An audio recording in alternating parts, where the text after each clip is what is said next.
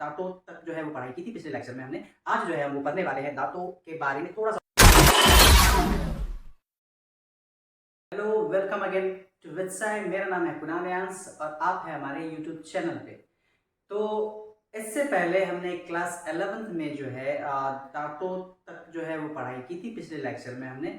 आज जो है हम वो पढ़ने वाले हैं दांतों के बारे में, थोड़ा सा और कुछ पोर्शन बच गया था उसके बारे में। उसके बाद हम सीधे अंदर गले की तरफ एंट्री लेंगे, उसमें कौन सा अपना जो पोर्शन आता है उसके बारे में पढ़ेंगे। तो आप लोग जल्दी से अपना नोटबुक और पेन उठाइए और बैठ जाइए और अच्छे से वीडियो को देखिए और समझिए कि क्या आपको बताया जा रहा है। एक जानकारी और आपको देना चाहूँगा, अभी आपको स्क्रीन पे दिख रहा होगा कि एक बैच आने वाला है जिसमें आपको कुणाल की कक्षा नाम से, जिसमें आपको साइंस से रिलेटेड अलग अलग प्रकार के कुछ बेहतरीन और कुछ अलग अलग प्रकार की चीज़ों के बारे में बताया जाएगा, बेसिक्स के बारे में बताया जाएगा। तो ज़रूर आपने छोटे बड़े भाइयों को जोड़िए उनसे, चैनल को शेयर कीजिए जितना ज़्यादा हो सके, चैनल को शेयर कीजिए जितना ज़्यादा हो सके। अपने छोटे बड़े भाइयों जो भी है या बहन है उन सभी को इससे जोड़िए, ताकि उन लोगों के लिए भी जो है बैचेस मंडे से आपको क्लास 9 का जो है वो आना शुरू हो जाएगा, फिर 10 के भी जो है साइंस वो आने शुरू हो जाएंगे। तो जल्दी जल्दी आप लोग इसको सब्सक्राइब कीजिए और चैनल को शेयर कीजिए जितना मात्रा में हो सकता है उतनी मात्रा में। अगर आपको लेक्चर अच्छा लग रहा है तो कमेंट जरूर कीजिए, और कुछ त्रुटियाँ लग रही है तो भी कमेंट कीजिए ताकि उसको सुधारने का मौका हमें प्राप्त हो। तो चलिए हम लोग अपने प्रभाग की तरफ चलते हैं। पिछले जो लेक्चर में हमने पढ़ा था दांतों के बारे में, आपको 4 प्रकार के दांत बताए गए थे। 4 प्रकार के दांत के बारे में हमने डिटेल से पढ़ा था, उसका दंत सूत्र भी हमने पढ़ा था। अब जो कह रहा है कि जब दांतों की संरचना को देखते हैं तो वो किस तरीके से होती है, तो पिछले लेक्चर में हमने थोड़ा सा आपको उसके बारे में बताया था। अभी हम यहाँ पर इसके बारे में पूरे डिटेल से पढ़ेंगे। देखिए, सबसे पहले क्या कहता है कि दांतों की संरचना कैसी होती है। तो आप अगर अपने दांतों को बहुत अच्छे से, कभी टूट जाता होगा दांत वगैरह, उसको गौर से देखने का कोशिश करता होगा। अगर उखड़ा हुआ है तब अच्छे से, अगर उखड़ा हुआ है तब आपको बहुत अच्छे से वो दिखाई देगा, लेकिन अगर उखड़ा हुआ नहीं है तो फिर पूरा पोर्शन देखना मुश्किल होता है।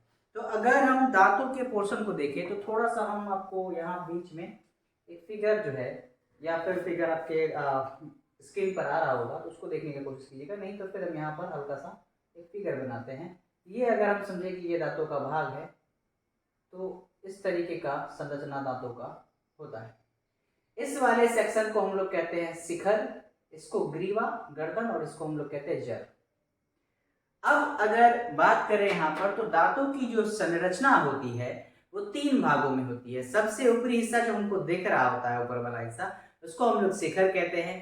उसके बाद होता है कि ग्रीवा हिस्सा जो आपके मसूड़े में फंसा हुआ होता है ना, और एक होता है जड़ वाला हिस्सा जो मसूड़े के अंदर जो अस्थियां होती हैं और उस अस्थियों में जो छेद होते हैं उसके अंदर धंसा हुआ होता है।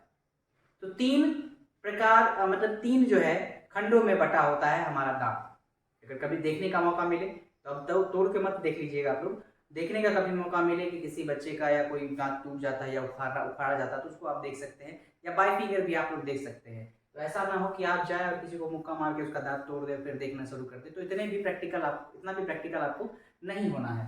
तो चलिए देखते हैं। सबसे पहले कह रहा है प्रत्येक दांत के 3 भाग होते हैं, जो कि आपको मैंने अभी जस्ट बताया कि प्रत्येक दांत के 3 भाग होते हैं। शिखर क्राउन कहते हैं, ग्रीवा नेक को, और जड़ होता है जो अंदर में होता है। शिखर के बारे में कह रहा है कि दांत का वह भाग जो मसूड़े से बाहर निकला होता है। तो आपको पता है, आप ब्रश करते हैं, आप ऊपर में जो भी दिख रहा है वो शिखर है, जो भी दिख रहा है।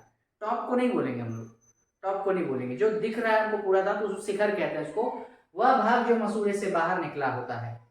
दूसरे पर अपने पास है ग्रीवा, ग्रीवा जो मसूड़े के अंदर धंसा होता है हल्का सा। तो कह रहा है मसूड़े में स्थित भाग ग्रीवा कहलाता है, जो मसूड़े के अंदर होता है उसको हम लोग ग्रीवा कहते हैं। उसके बाद हमारे पास तीसरा नंबर पे आता है, वो आता है जड़। तो कह रहा है यह जबड़े की अस्थि की गर्तिका में धंसा होता है। तो जो हमारा जबड़ा है ये है ना, यहाँ जो अस्थियां हैं इस पैर और इसके ऊपर जो अस्थियां हैं हमारी, उसमें गर्त होते हैं, गड्ढे होते हैं। उस गड्ढे में जड़ जो है वो क्या होता है, घुसा हुआ होता है अंदर की तरफ। इसलिए तुम जल्दी मुक्का उखाड़, तुम्हारा दांत बहुत मजबूत है, जल्दी मुक्का मारोगे तो वो जड़ से नहीं उखड़ता है ना। खींचने के लिए, जैसे कभी कभी अगर आप कभी डॉक्टर के पास जाएंगे, डेंटिस्ट के पास जाएंगे तो देखते होंगे वो क्या करते हैं, पतला सा धागा लेते हैं, फंसाते हैं। अगर दांत खराब है आपका, फंसाएंगे और आपको बोलेंगे देखिए उधर चिड़िया, बस आप उधर देखेंगे तब तक चिड़िया आपका इधर से उड़ा देगा, मतलब सीधा खींच देगा उसको, तो वो सेकंड भी नहीं लगता उनको खींचने में, सट से इतना फास्ट वो कैलकुलेट करते हैं कि सट से पूरा का पूरा जड़ से खींच जाता है, फिर तुरंत उसको रुआ हुआ देके जो है कवर कर दिया जाता है ब्लड को। अब देखिए तो 3 भाग हमने जाना कि दांतों की संरचना को अगर देखें तो सबसे ऊपरी भाग जो हमको दिख रहा है प्रॉपर वे में वो शिखर होता है, जो मसूड़े के अंदर होता है उसको हम लोग कहते हैं ग्रीवा, और जो मसूड़े के अस्थियों वाले भाग में गर्त में धसा हुआ होता है उसको हम लोग कहते हैं जड़। क्लियर है, कोई डाउट नहीं? आगे बढ़ते हैं, कुछ पॉइंट्स है उसको क्लियर करते हैं। तो चलिए देखते हैं। सबसे पहले कह रहा है कि दांत का शिखर एक मोटे सफेद तथा चमकदार कठोर आवरण से ढका होता है।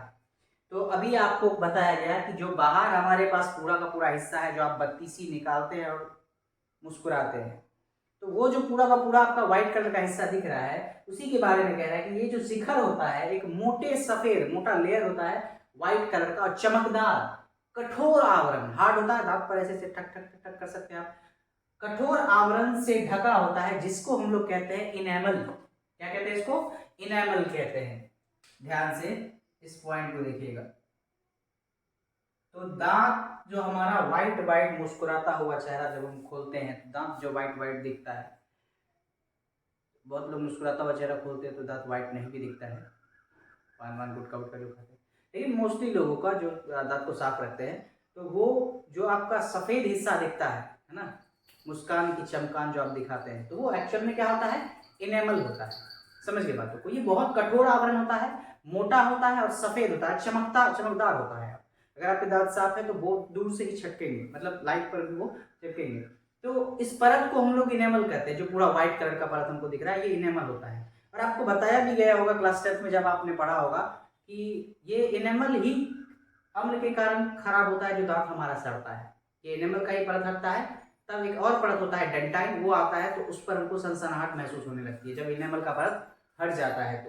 तो नेक्स्ट में कह रहा है इनेमल के नीचे। इनेमल के नीचे मतलब ये नहीं कह रहा है इनेमल के नीचे, इनेमल के नीचे कहने का मतलब कि बाहर से इनेमल है तो उसके नीचे मतलब उसके अंदर की तरफ परत। तो अगर हम कह रहे हैं ये दांत है, ये बाहर से हमारा जो है इनेमल है, तो इसके अंदर है ना, इनेमल के नीचे अंदर की तरफ तो आंतरिक परत होगा, फिर एक ऊपर से परत होगा, तो ऊपर से इनेमल का परत है, उसके नीचे जो है अंदर से वो कौन सा परत है? तो कह रहा है इनेमल के नीचे कोमल पदार्थ का परत होता है जिसे डेंटिन कहा जाता है। चलिए इसको देखते हैं थोड़े से। अगर हमने कहा कि ये हमारा है दांत, ठीक है, ये हमारा दांत है, ये हमारा पोर्शन हो गया, ये सपोज कीजिए कि हमने दांत बना दिया। कह रहा है कि ये तो आपका हो गया इनेमल, ये जो अंदर में एक परत होता है इसको हम लोग कहते हैं सॉफ्ट परत होता है, इसको हम लोग कहते हैं डेंटाइन। क्या कहते हैं इसको?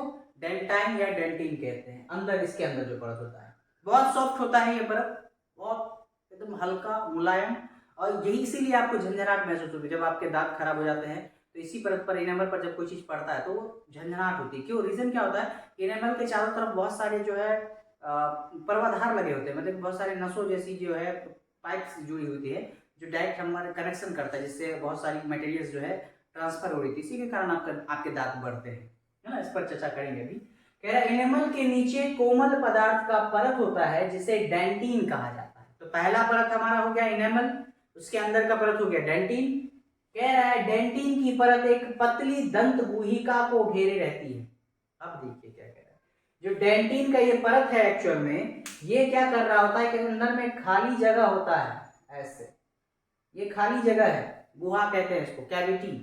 तो कह रहा है डेंटिन की जो ये परत है खाली गुहा को घेरे रहती है, मतलब कि होल है अंदर में, समझ गए बातों को, गुहा है, खाली गुहा को मतलब कह रहा है डेंटिन की परत एक पतली दंत गुहिका को, दांत की एक गुहिका होती है उसको घेरे रहती है, जिसे पल्प गुहा कहा जाता है। इस गुहा को हम लोग कहते हैं पल्प गुहा। पल्प क्यों कहते हैं? पल्प से याद आ रहा होगा, पल्प हम लोग उसको कहते हैं, तो आप एक हिसाब से कह सकते हैं पल्प मतलब बहुत हार्ड कोलाइड, पल्प मतलब गाढ़ा सा कोई रस, है ना, इसको पल्प, इसमें पल्प भरा होता है, ये पल्प गुहिका कहलाती है, और इसी को डेंटाइन चारों तरफ से क्या किया रहता है? घेरे रहता है ना। अब कह रहा है देखिए यहाँ पर लिखा भी हुआ है घेरे रहती है, जिसे पल्प गुहा कहा जाता है। कह रहा है इस गुहा में संयोजी उत्तक से भरा एक तरल पदार्थ होता है। इस गुहा में कनेक्टिव टिश्यू से भरा हुआ, मतलब कि बहुत सारे कनेक्टिव टिश्यू होते हैं, उत्तक, संयोजी उत्तक जो एक दूसरे को जोड़ते हैं। बहुत सारे संयोजी उत्तक से भरा जो है एक तरल पदार्थ होता है, लिक्विड मतलब कि फ्लूइड फॉर्म में होता है एक पदार्थ, मैटर, जिसको हम लोग कहते हैं पल्प। क्या कहते हैं इसको? पल्प कहते हैं। आप लोग कभी कभी जो है वो पीते हैं, नींबूज वगैरह पीते हैं, तो पल्पी ऑरेंज करके आता है, उसमें देखते होंगे। तो पल्प मतलब हल्का हल्का रहता है, मोटा रहता है, गाढ़ा पूरा। जैसे माजा पीते हैं हम लोग तो माजा गाढ़ा रहता है बहुत ज्यादा, तो वैसे ही पल्प उससे भी थोड़ा सा मोटा, तो पल्प उसको कहते हैं।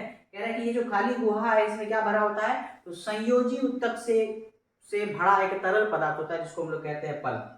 अब कह रहा है गुहा के चारों तरफ ओडोंटोब्लास्ट कोशिका की परत होती है। मतलब कि हम ये कह रहे हैं ये जो गुहा है आपकी खाली वाली, इसके चारों तरफ जो है ओडोंटोब्लास्ट कोशिका की एक परत होती है। ओडोंटोब्लास्ट एक कोशिका होती है जिसकी परत होती है ना, जो पल्प से O2 तथा पोषक पदार्थ, इस पल्प के पास जो अंदर में तरल पदार्थ भरा हुआ है, इस पल्प के पास ऑक्सीजन और कुछ पोषक पदार्थ होते हैं, ऐसे पदार्थ जो न्यूट्रिएंट्स उत्पन्न देते हैं हमको।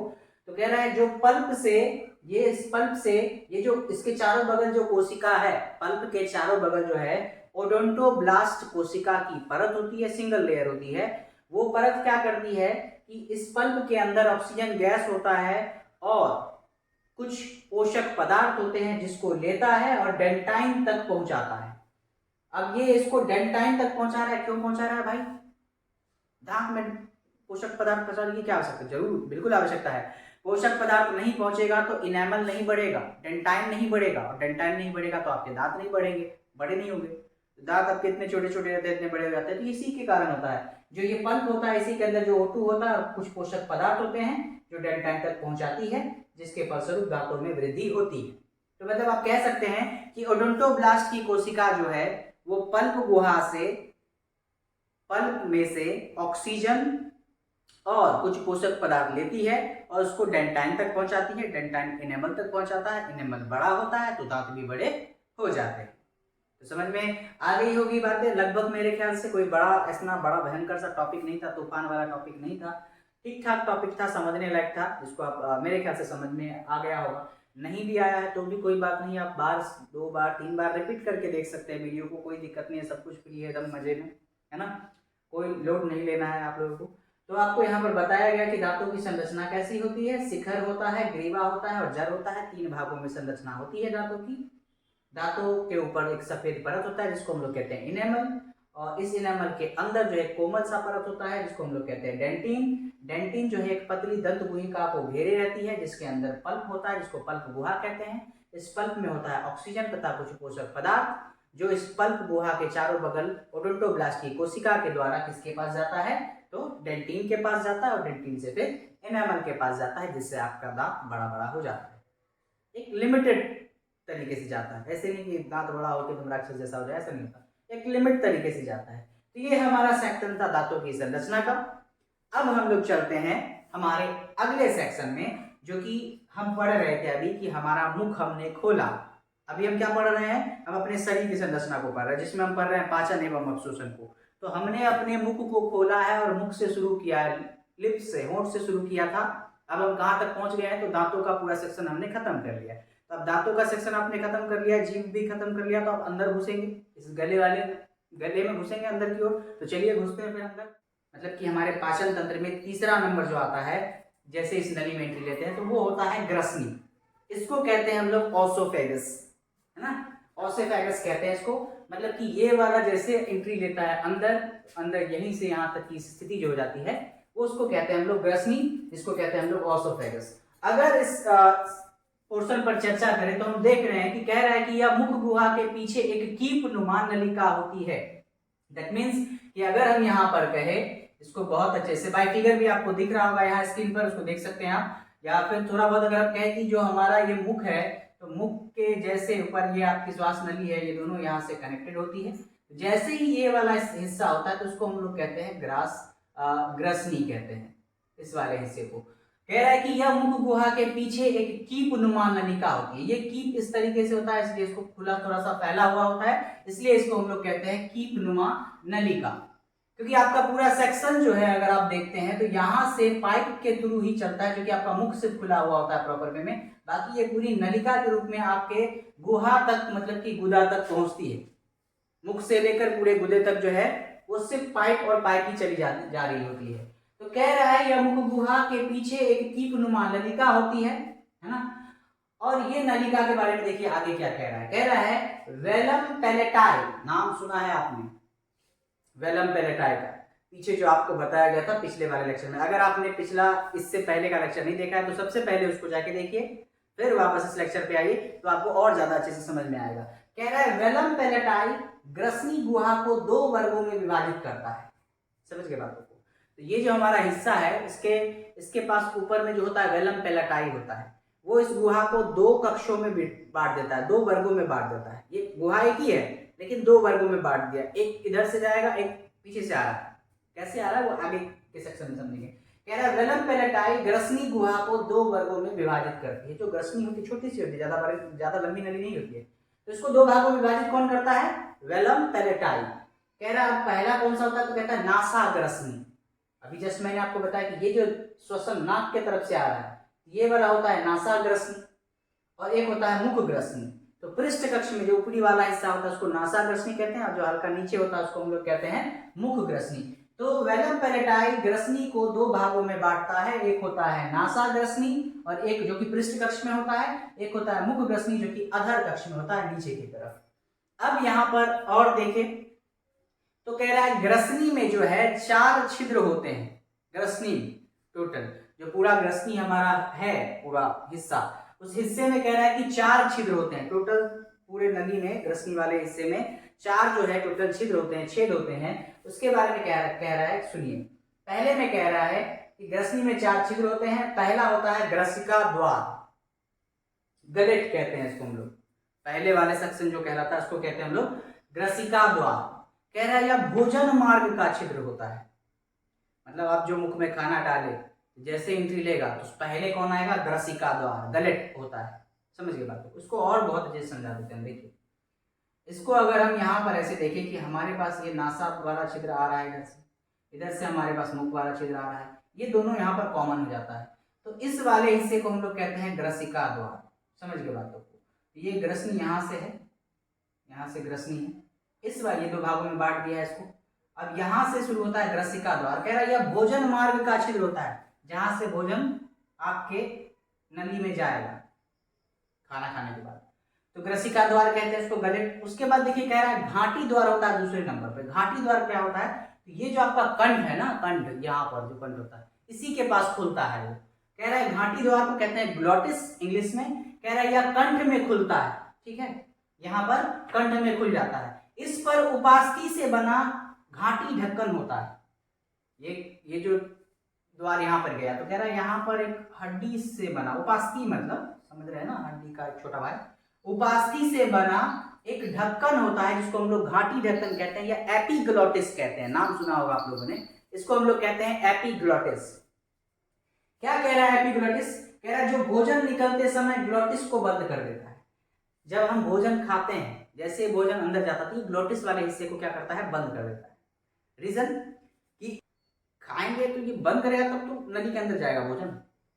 तो हमने भोजन करा, ये गया घाटी द्वार मतलब एपिग्लोटिस ने उस सेक्शन को बंद कर दिया, ताकि किसी कारणवश अगर खाना जा रहा है तो गलती से हमारे वो फेफड़े वाले सेक्शन में ना चला जाए, क्योंकि ये दोनों लाइन हमारा पीछे जुड़ा हुआ है, पीछे यहीं पर, यहीं से फिर और सारी नलियां निकली हुई है। तो हम सांस वाला छिद्र भी जा रहा है अंदर, हमने खाना खाया गलती से कहीं फेफड़े वाले में जाएगा तो तुरंत आपको क्या आता है? छींक आता है बहुत तेज, या आप वो हो जाते हैं, क्या कहते हैं उसको हम लोग अपने भाषा में क्या कहते हैं उसको? सरक जाना, बहुत तेज सरक जाते हैं आप। तो एक्चुअल में कुछ कण चले जाते हैं हमारे फेफड़े में, तो जो समझ जाता है कि भाई गैस नहीं है इसको बाहर फेंको, वो लोग पूरा जोरों शोरों से हवा लेके फेंक देता है ऊपर। अब जब वो कुछ फेंकता है तो वो थोड़ी नहीं देखता, उसको ये मतलब है कि हमको निकालना है भाई अंदर, मतलब उसके दिमाग में क्या रहता है कि हमको जो अंदर फेफड़े में जा रहा है उसको बाहर निकालना है। तो वो दम लगाकर पूरा जोर से फेंक देता है। अब वो फेंकने के क्रम में आपके नाक से निकल जाता है, मुंह से निकल जाता है, कभी कभी कान से निकल जाता है। तो यही एपिग्लोटिस होता है जो उसको ढक्कन की तरह काम करता है, कभी इधर कभी इधर कभी इधर कभी इधर चलते रहता है ना। अब देखते हैं कि तीसरा नंबर पे क्या कह रहा है। तीसरे नंबर पे यूस्टेकी नलिका। यूएसटी की नलिका आपको बटन देखा। और हम हल्का ग्रसनी के पास जब पहुंचते हैं, ग्रसनी वाले सेक्शन में, तो पीछे साइड से जो है, मतलब ये हमारा, ये देखो ये कान है, इसको अगर यहाँ से देखेंगे तो यहाँ पर हमारा जो है ग्रसनी वाला भाग होता है। तो कह रहा है जो ग्रसनी है, ग्रसनी के पीछे वाला, पीछे में जो होता है हल्का, ग्रसनी के पीछे में 2 छिद्र होते हैं जिससे 2 नलिका गुजरती है, जिसको कहते हैं यूस्टेकी नलिका, यूस्टेकियन डक्ट कहते हैं इसको। ये नलिका जो है, कह रहा है सुनिए ध्यान से, कह रहा है इसके छिद्र जो है ग्रसनी के पार्श्व में होते हैं। इसका छिद्र पीछे की तरफ होता है, पीछे की तरफ, इधर है ना। इसके छिद्र ग्रसनी के पार्श्व में होते हैं जो ग्रसनी को मध्य कर्ण से जोड़ते हैं। हमारा कान 3 भागों में होता है, तो मध्य कर्ण से हमारे कान को जोड़ता है ये। क्या जरूरत है मध्य कान से जोड़ने का? तो बहुत सारी चीजें हैं, हमारा शरीर बहुत जटिल है। जब आप सीनियर क्लासेस में जाएंगे तो बहुत डिटेल में पढ़ेंगे इसके बारे में। बस इतना समझिए, यूएसटी नलिका का 2 छिद्र होता है, जहां से 2 नलियां होती हैं जो डायरेक्ट मध्य कर्ण से जुड़ी होती है, हमारे बीच के कान से जुड़ी होती है। कान के 3 भाग होते हैं हमारे, ये भाग वो आप कुछ नहीं है, ये आपका वेस्टिजियल ऑर्गन है, ये वाला अवशेषी अंग है जिसका कोई काम नहीं है। अब कह रहा है चौथा जो पोर्शन है हमारे पास, उसको कहते हैं अंतःनासा छिद्र। नासा छिद्र समझ गए, नासा मतलब नाक और छिद्र मतलब छेद, अंतः मतलब अंदर का। तो अंतःनासा छिद्र जिसको कहते हैं इंटरनल नेयर्स, कह रहा है ये ग्रसनी के पृष्ठ तल पर खुलते हैं। ये ग्रसनी के पृष्ठ तल पर खुलते हैं, मतलब पीछे की तरफ ग्रसनी के जाके इधर खुलता है ना, खुलते हैं, जिससे वेलम पेलेटाई भोजन निकलते वक्त बंद करने का कार्य करता है। और यहीं पर हमारा वेलम पेलेटाई जो होता है, जब हम भोजन निगल रहे होते हैं तो वो नासा छिद्र को बंद करता है। वही सेम एपिग्लोटिस वाला काम वो भी कर रहा होता है, वो भी पूरा एकदम सिक्योरिटी लेके खड़ा था कि भैया खाना आ रहा है, इसको बंद करो। तो मतलब कहने का ये मतलब है कि अंतःनासा छिद्र जो है ये ग्रसनी के पृष्ठ तल पर, मतलब पीछे वाले भाग पर होता, खुलते हैं, जिससे वेलम पेलेटाई जो है वो भोजन निकलते वक्त बंद करने का कार्य करता है। क्यों बंद करता है अभी आपको जैसे बताया गया, क्योंकि बंद नहीं करेगा तो हो सकता है गलती सलती से भोजन पहुंच जाए हमारे श्वसन वाले फेफड़े में चले जाए। तो फेफड़े की नलिका में जैसे घुसेगा वैसे ही फेफड़ा उसको बाहर फेंक देगा फटाक से, और फेंकेगा तो आप बोलेंगे अरे हमको तो कोई याद किया, हम सड़क गए। ऐसा कुछ नहीं होता भाई, कोई आपको याद नहीं करता इस दुनिया में, किसी को इतना फुर्सत नहीं जो आपको याद करेगा कोई। आपके फेफड़े में कुछ खाने का अंश चला गया, फेफड़ा उधर से बैठ लेके बैठा रहता है, मारा सीधा फेंक दिया बाहर, वो नाक से निकले मुंह से निकले, कोई आपको याद नहीं करता कि ओ माय गॉड हम सड़क गए, हमको कोई याद कर रहा है, बहुत मिस कर रहा है। कोई किसी को मिस नहीं करता है, जो बोलते हैं कि आपको मिस कर झूठ बोल रहे हैं, है ना। तो इन सब चक्करों में तुम लोग मत करो, है ना। पढ़ो, पैसे कमाओ, चिल करो लाइफ में। देखो एक बात का हमेशा ध्यान में रखना कि आपको क्या चाहिए, सबसे बड़ी बात कि आपको चाहिए क्या। मेरा अगर पर्सनल केस देखोगे तो भाई हम, मेरे पास करोड़ रुपया रहेगा तो हम दुखी भी रहेंगे तो कोई गम नहीं है, हम दुखी ही रह लेंगे, कोई दिक्कत नहीं। लेकिन 1 करोड़ रुपया, 1.5 करोड़ रुपया, 2 करोड़ रुपया ऐसे होना चाहिए अपने पास। तो पैसे, लोग कहते हैं कि पैसे से खुशी नहीं खरीदी जाती, ऐसा लोग कहते हैं, इस बात का ध्यान से सुनिएगा। लोग कहते हैं कि पैसे से खुशी नहीं खरीदी जाती है, लेकिन एक बात ध्यान में रखिए कि अगर आपके पास 500 मतलब 5 करोड़ रुपया रहा तो आप गम में भी कोई दिक्कत नहीं है। हम तो चाहते हैं कि हम रोते रहे, लेकिन किसमें रोए, बैठ के लैम्बोर्गिनी में बैठ के रोए, तो बड़ा मजा आएगा, है ना। तो ये पूरा सेक्शन था अपना जिसके बारे में आपको बताया। तीसरे नंबर पे हमारे पास ग्रसनी आती है, इसके बाद जो आएगी चौथे नंबर पर वो आएगी ग्रास नली, जो कि आपको मिलेगा अगले लेक्चर में। तो जुड़े रहिए हमारे साथ। आज के लिए इतना ही, थैंक यू।